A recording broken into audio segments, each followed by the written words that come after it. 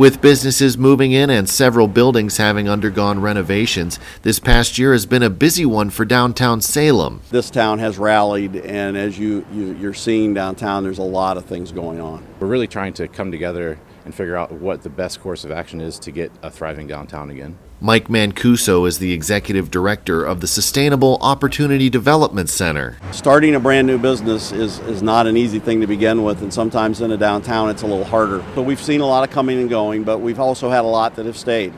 And we've got more coming on the horizon. Thanks to Mayor Berlin and of course SOD and the community itself, they are trying to enhance the appearance of Salem, and they've done a wonderful job in the past year. Last summer, the SOD Center started working with Town Center Associates to help several downtowns in western Pennsylvania and northeastern Ohio revitalize. This is a great example of a business owner, a building owner, just taking the initiative to help beautify the downtown. William Dawes here at Fairway Mortgage has done a wonderful job, had an artist come in and do this mural for us.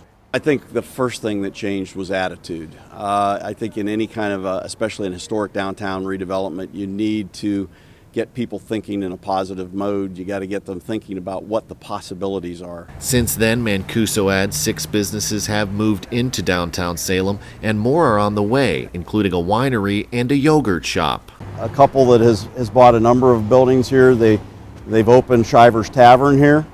They've got a beautiful courtyard with some small businesses inside and space available. That's where our new yogurt shop is going to be going here in the fall. We've got a restaurant that's expanding.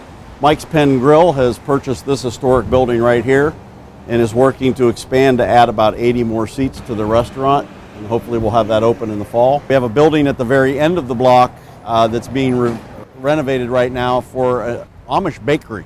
Shortly after the former tanning salon building collapsed overnight, the city went about implementing a new building code modeled on the International Property Maintenance Code. The new metal sticking out, the next 4 buildings were all the facades started to tilt. And leveraging the IPMC, the city was able to hire an engineer that was able to come up with a solution for all 4 buildings. The owners participated in that cost, and this is what we get in return, is some restored buildings in our downtown. They're fixing all the loose bricks, repointing, and making sure there's no safety concerns. And work is currently underway to repair sidewalks lifted by tree roots. The city actually had an engineering study done, so we understand where the really bad sections of the sidewalks are. They're sharing that with the building owners, and actually right now the SOD Center is working to try to find some funding to help the building owners. The SOD Center and other area development agencies are also working with the Ohio Department of Transportation, exploring ways of designating a truck route that bypasses the downtown. We don't want to discourage traffic, because traffic is good, but the other piece of this puzzle, and from an economic perspective, these trucks transit our town and have no place to stop. They can't fuel here, they can't eat here.